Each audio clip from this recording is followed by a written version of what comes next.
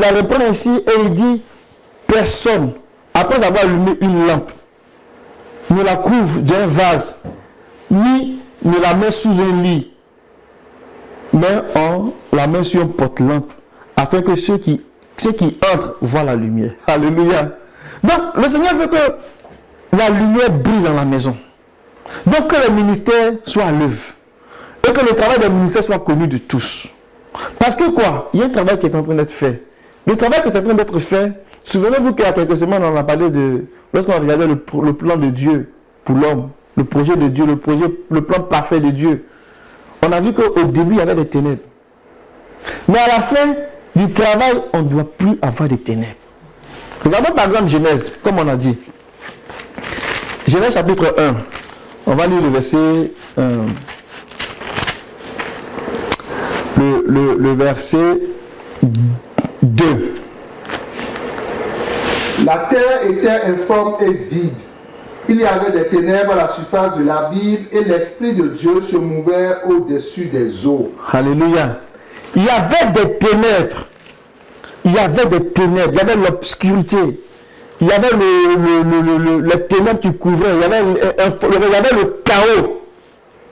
Donc, le travail que Dieu est en train de faire, c'est de permettre à ce que le porte-lampe soit à sa place.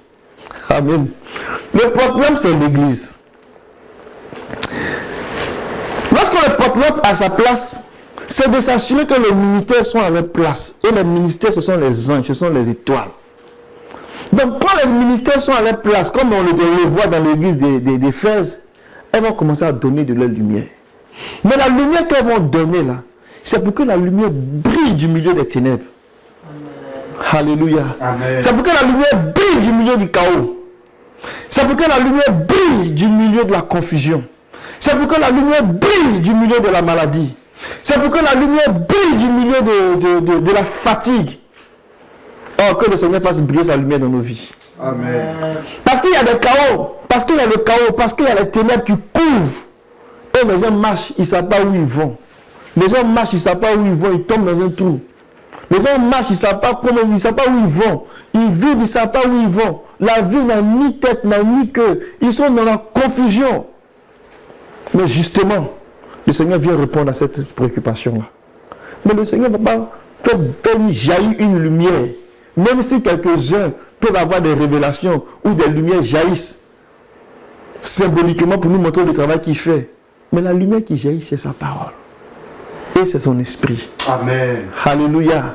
Donc, quand la lumière jaillit, elle vient à nous. C'est pour faire dissiper les ténèbres. C'est pour cela que Dieu ne veut pas qu'on la cache. Il dit, il n'y a rien qui se fait dans le secret qui va rester longtemps dans le secret. Les ténèbres ne vont pas continuer à régner. Donc, il faut que les ministères, quand ils seront à l'œuvre, qu'ils apportent de leur lumière. Personne n'échappera à la chaleur du soleil. Alléluia. Personne. Quand la lumière du Seigneur va commencer à briller, rien ne doit échapper à la lumière, à la chaleur de la lumière du Seigneur. Rien. Glory, glory, glory.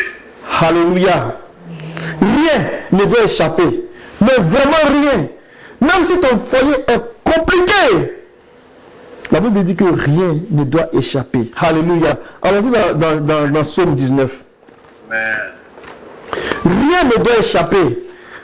La solution, elle est vraiment simple. Elle est vraiment simple. Si nous nous exposons à cette lumière-là, oh, elle va nous faire du bien. Il y a des gens qui vont se bronzer. Ils s'exposent à la lumière du soleil pour se bronzer. J'ai envie de dire, cherchons à nous bronzer spirituellement. Amen. À la lumière de la parole prophétique. S'il y a des parties de notre corps qui n'est pas bronzé, mettons-le au bronzage. Vous allez voir ce que le Seigneur va faire.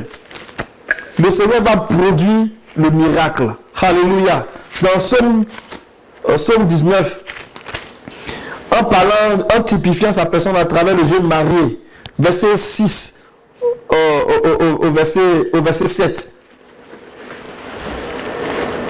Et le soleil, semblable à un époux qui sort de sa chambre, s'élance dans la carrière avec la joie d'un héros. Il se lève à une extrémité des cieux et achève sa course à l'autre extrémité. Rien ne se dérobe à sa chaleur. Amen. Rien ne doit se dérober à la chaleur. Mais en fait, du soleil. Mais en fait, ça veut dire que rien ne doit se cacher, ne doit se mettre à l'abri de la lumière. La véritable lumière.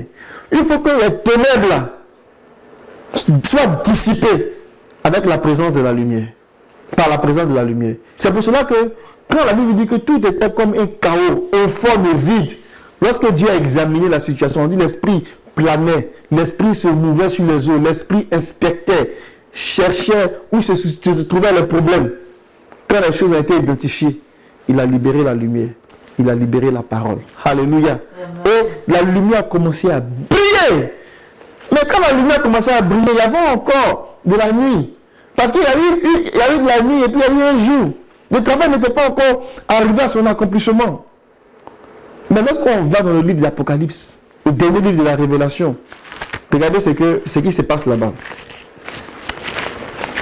Pour voir que le Seigneur tient vraiment à la lumière. Le verset, chapitre 21, le verset 23. Et on va lire aussi le verset 5 du chapitre 22. On va lire même 23 à 24. À partir du verset 22. Va jusqu'au verset 25, ça sera plus intéressant. Apocalypse 21, à partir du verset 22. Je ne vis point de temple dans la ville, car le Seigneur Dieu Tout-Puissant est son temple ainsi que l'agneau. La ville n'a besoin ni du soleil ni de la lune pour l'éclairer, car la gloire de Dieu l'éclaire et l'agneau est son flambeau. Les nations marcheront à sa lumière et les rois de la terre y apporteront leur gloire. Ces portes ne se fermeront point le jour, car là il n'y aura point de nuit. On y apportera la gloire et l'honneur des nations. Amen. Le premier jour, le premier jour, il faisait jour, il faisait nuit. Deuxième jour, il faisait jour, il faisait nuit. Jusqu'à 7e jour. Lorsqu'on est arrivé dans le repos du Seigneur, on n'a plus parlé de... Il y avait un jour et une nuit. Parce que Dieu, dans le 7e jour, le jour du repos parfait, il va donner pleinement la lumière. Amen. Alléluia. Il n'y aura plus de ténèbres. Les ténèbres vont disparaître. Le mal va disparaître. La mort va disparaître. La souffrance va disparaître. Et c'est vers ça qu'on s'en va. Et Dieu commence à faire briller sa lumière. Mais par quel moyen? Il a choisi l'Église. Alléluia. Qui est le chandelier d'or. C'est pour cela que nous disons, avec l'autorité de la parole, que l'Église est la plus grande possession de Dieu sur la terre. Amen. Et dans une ville, l'église de la ville est la plus grande possession de Dieu. Pourquoi? Parce que c'est en ce lieu-là, ce chandelier d'or-là, que Dieu vient placer ses étoiles, les ministères de la parole et de la prière, pour qu'il donne de la lumière. Et que cette lumière-là brille pour donner la vie. De sorte que tout ce qui est ténèbres-là soit exposé à la lumière. Alléluia. Et qu'il n'y ait rien de ténébreux qui subsiste. Rien d'infime qui subsiste. Rien de malade qui subsiste. Rien de faible qui subsiste. Et que la lumière donne la vie. Alléluia. Et à la fin, au verset 5 du chapitre 22, la nuit ne sera plus. Il n'aura besoin ni de la lumière d'une lampe, ni de la lumière du soleil. Car le Seigneur Dieu, c'est le Seigneur Dieu qui les éclairera et ils régneront à tout jamais. Amen. Là où nous allons là, nous allons dans la lumière, dans toute la plénitude de la lumière. Mais comment faire pour y arriver? Et les ministères vont commencer à nous donner le chemin. Mais les ministères là, ce ne sont pas l'œuvre d'un homme. La Bible dit que personne ne peut dire que Jésus est Seigneur si ce n'est pas l'Esprit. Les ministères, ils opèrent par l'Esprit. Et à travers l'Esprit qui distribue des dons, notamment les dons des ministères, les ministères viennent comme porter ces lumières-là pour introduire tranquillement, progressivement le peuple dans la vie. Amen. On va regarder encore dans Luc les mêmes affaires là qui sont reprises, mais dit autrement. On a regardé Luc 8 tantôt, on va aller regarder Luc 11, le verset 33. Que le Seigneur nous aide. Amen. Amen. Luc 11, on va lire le verset 33, verset 36. Personne n'allume une lampe pour la mettre dans un lieu caché ou sous le boisseau, mais on la met sur le chandelier afin que ceux qui entrent voient la lumière. Ton œil est la lampe de ton corps. Lorsque ton œil est en bon état, tout ton corps est éclairé. Mais lorsque ton œil est en mauvais état, ton corps est dans les ténèbres. Prends donc garde que la lumière qui est en toi ne soit ténèbres. Verset 36. Si donc tout ton corps est éclairé, n'ayant aucune partie dans les ténèbres, il sera entièrement éclairé comme lorsque la lampe éclaire de sa lumière. Amen. Il y a beaucoup de choses vraiment pertinentes et des choses glorieuses ici. Alléluia. Et le Seigneur donne des images très fortes encore. Il dit que l'œil est la lampe du corps. Amen. Les yeux de l'agneau sont les lampes qui éclairent le corps, qui éclairent l'église. Ce sont les ministères de la parole et de la prière, les ministères de la parole et de la prière qui éclairent, qui donnent la direction à l'église, qui est son corps. Amen. Donc, si les ministères ne sont pas à l'œuvre, le travail n'est pas fait. Donc, on peut voir ça de façon individuelle comme de façon collective. La parole que nous recevons là, ça vient pour nous comme être nos yeux, pour nous permettre de voir où on va avec Dieu. Parce qu'elle nous donne de la clarté. La Bible dit que la parole du Seigneur donne la clarté à nos yeux. Alléluia. On peut lire ça dans Psaume 19 qu'on a lu tantôt. Si quelqu'un est dans les ténèbres, si quelqu'un ne voit pas, si quelqu'un ne comprend pas, qui s'est nourri de la parole, ses yeux vont s'ouvrir. Ses yeux vont s'ouvrir sur la sagesse. Ses yeux vont s'ouvrir sur les pièges que l'ennemi tend. Et il va comprendre comment il faut fonctionner. Ses yeux vont s'ouvrir sur les grands enjeux de sa maison. Ses yeux vont s'ouvrir sur les projets que Dieu réserve pour lui. Amen. Verset 8 et verset 9. La loi du Seigneur est parfaite. Je dis amen à cela. Amen. Amen. Elle restaure la vie. Le témoignage du Seigneur est sûr. Il rend sage le naïf. Oh Seigneur, toi qui nous rends sage. Même si on te considère même le plus bête de la famille. Si tu commences à plonger tes regards dans la parole, il serait étonné. Il va dire, mais n'est-ce pas celui-là qu'on considérait le fou de la famille? Tu seras sage. Parce que la loi du Seigneur va te rendre sage. Amen. Alléluia. Elle rend sage le naïf. Les directives du Seigneur sont droites. Elles réjouissent le cœur. Le commandement du Seigneur est limpide. Il fait briller les yeux. Alléluia. Oh, que le Seigneur fasse briller nos yeux. Par sa parole, par son commandement. Donc quand on commence à regarder, à considérer, à faire attention à la parole de Dieu, ça nous donne de la clarté à nos yeux. Littéralement, c'est vrai. Nous voyons, nous comprenons. Nous devenons sages. C'est pour cela que dans Matthieu 11, dans Matthieu 7, dans Luc 11, pardon, regardez bien.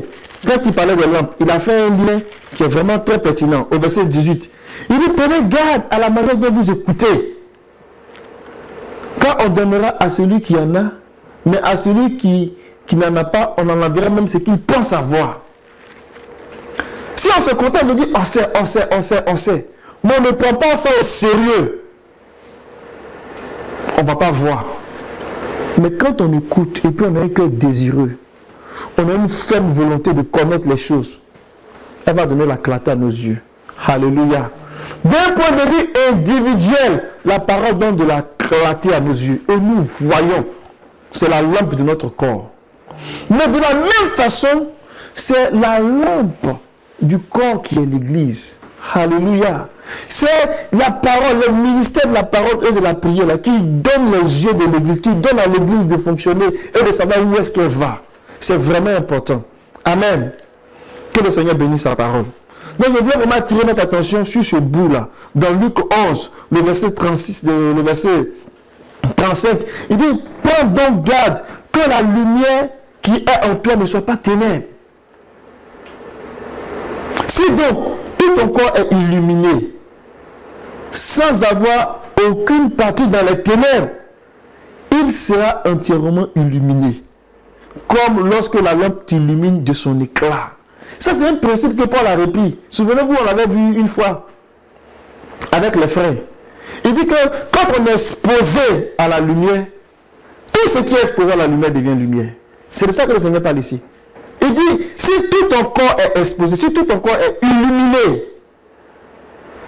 sans qu'une partie soit dans les ténèbres, ton corps sera entièrement illuminé. Alléluia. Alléluia. Donc ce que nous faisons, c'est de nous exposer continuellement à la parole.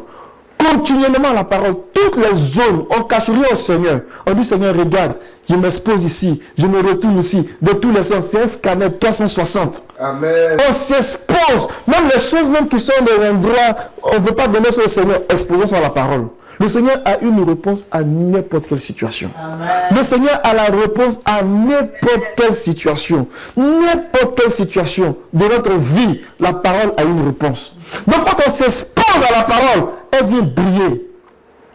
Et jusqu'à ce que tout ce qui est ténèbres disparaisse. Amen. Mais qu'est-ce que ça fait la parole? Regardons maintenant dans Éphésiens. Que le nom du Seigneur soit béni. Allons-y dans Éphésiens. Éphésiens chapitre 5.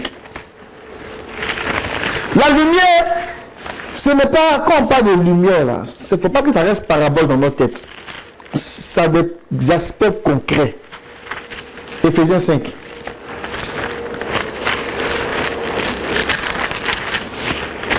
Qu'est-ce que ça va faire quand la lumière va commencer à briller? Éphésiens chapitre 5, on va lire le verset 8 et jusqu'au verset 14. Autrefois vous étiez ténèbres et maintenant vous êtes lumière dans le Seigneur.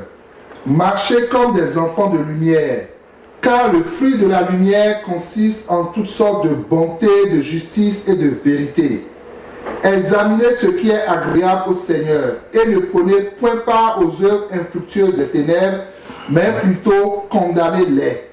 Car il est honteux de dire ce qu'ils font en secret.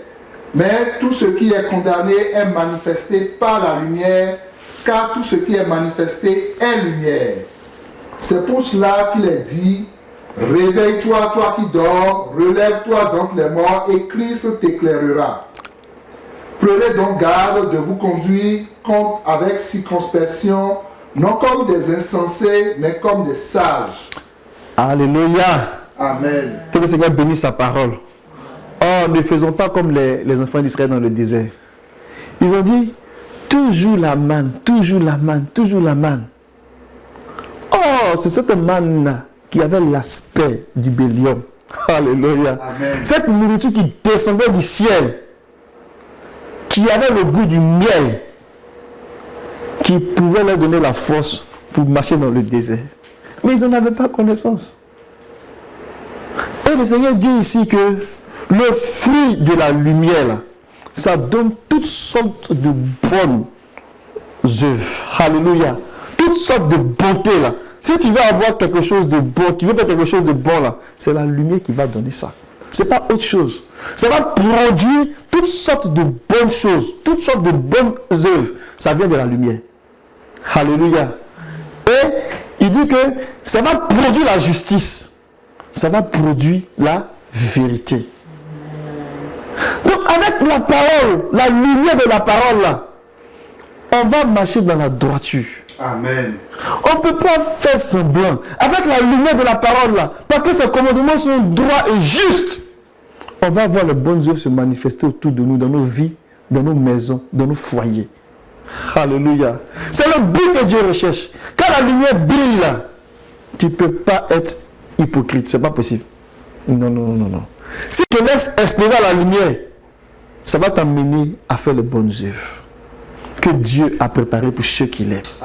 La lumière va produire la justice. Ça veut dire que tu vas chercher à te conformer à ce que Dieu veut, à commencer à aimer Dieu, à garder sa parole de façon jalouse. C'est la lumière qui va faire ce travail-là. La lumière va te conduire dans la vérité. Et de façon concrète, pratico-pratique, là, voici ce qui va se passer. Et Philippiens 4, verset 8. Il dit que au reste, frère, que tout ce qui est vrai, tout ce qui est digne, alléluia, que tout ce qui est juste, que tout ce qui est pur, que tout ce qui est aimable, que tout ce qui mérite l'approbation, que tout ce qui est moralement bon et digne de louange soit l'objet de vos pensées. Amen. Quand on est exposé à la lumière là, voilà le fruit que ça va produire. Est-ce que c'est pas merveilleux ça? Amen. Donc, il ne s'agit pas de venir créer un programme parallèle. C'est le même programme de la vie là qui est là. Amen. Regardez, je vais vous donner cette image-là. On a la mort, on a les ténèbres, on a le péché d'un côté.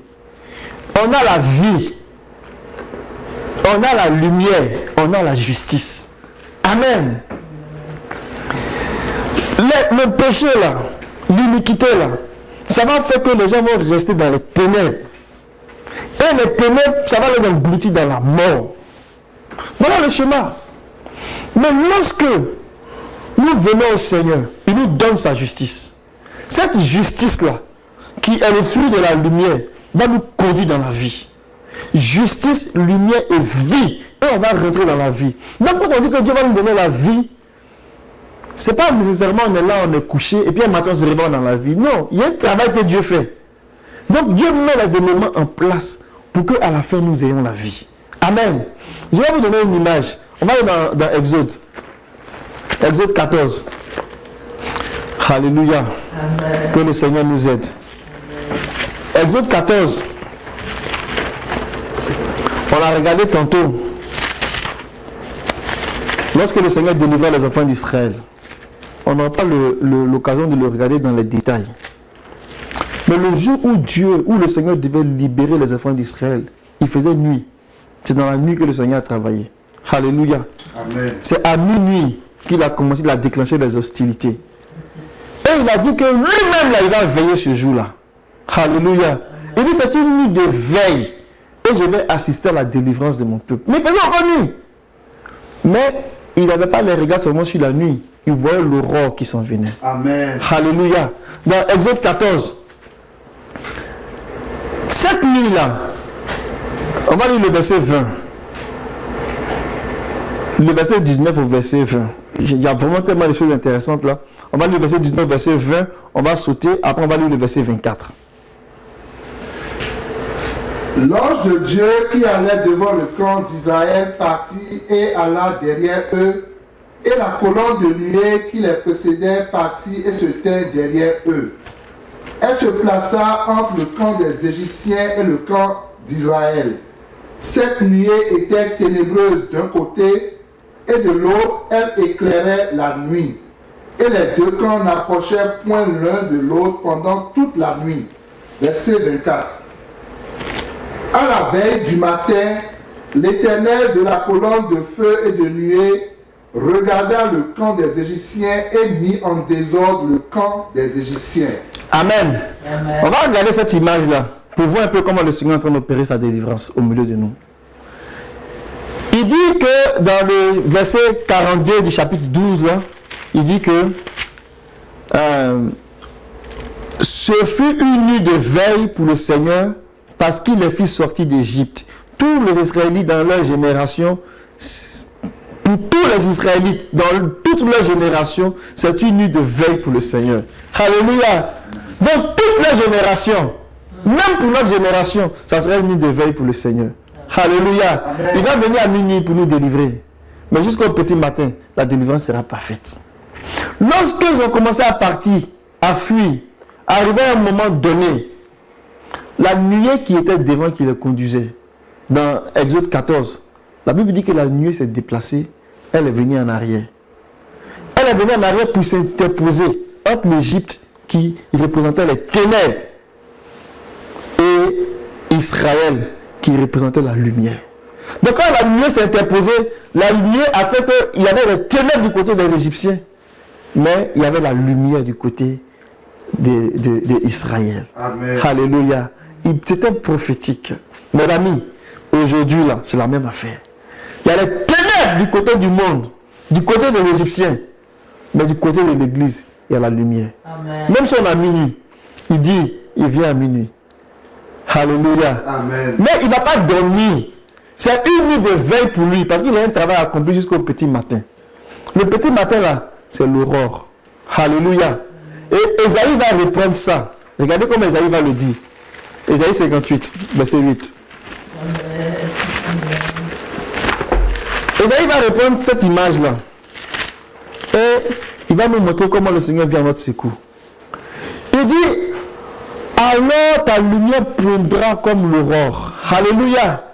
Donc la lumière que Dieu nous envoie là, ça va poindre comme l'aurore. Alléluia. Il dit, tu te rétabliras bien vite. Ta justice marchera devant toi. Et la gloire du Seigneur sera ton arrière-garde. Alléluia. Donc, Pharaon, il venait avec toute sa force. Les ténèbres venaient avec toutes les forces. Les problèmes venaient avec toute la puissance. Mais il dit que les deux camps ne pouvaient pas se toucher. Alléluia. Parce que c'était une nuit de veille pour l'Éternel. Amen. Les deux camps ne pouvaient pas se toucher. Si nous croyons en cela, nous entrons dans cette bénédiction-là. Amen. Parce que le Seigneur Dieu a commencé à traverser une nuit de veille. Pourquoi? Parce que la lumière est devant. Alléluia. Donc, dans Somme, il va dire, par ta lumière, nous voyons cette lumière-là. Dans Somme 36. Alléluia. Dans Somme 36. Que le nom du Seigneur soit béni. Par ta lumière, nous voyons la lumière. Somme 36, verset 10. Car auprès de toi est la source de la vie. Par ta lumière, nous voyons la lumière. Amen. Les Égyptiens sont derrière. N'ayons pas peur. Parce que la Shekinah de Dieu, la gloire de Dieu s'est interposée. Donc, elle est pour nous une arrière-garde. Alléluia. Maintenant, il fait briller sa lumière du côté d'Israël. Et il dit, ta justice là va marcher devant toi. Et ta lumière sera comme l'aurore. Alléluia. Et par la lumière que nous avons de la parole là, nous allons voir cette lumière là. En fait, la lumière qui est devant là-bas, là, c'est elle qui va venir dissiper toutes choses. De sorte que quand on va arriver à la pleine lumière, il n'y aura plus de ténèbres. Donc Dieu est en train de faire vraiment un travail avec nous. Et il faut que l'église que nous sommes, que nous puissions faciliter, que nous puissions aider, que nous puissions laisser le Seigneur faire cette œuvre-là au milieu de nous. Oh Seigneur, que le Seigneur bénisse sa parole. Que le Seigneur donne les moyens, donne les ressources pour que nous soyons exposés à la plus grande lumière qu'est sa parole, pour rentrer pleinement dans ses plans. Parce que la Bible dit que la vie qui était en lui, là, la Bible dit que cette vie-là, elle était la lumière des hommes. Et elle éclaire tout homme.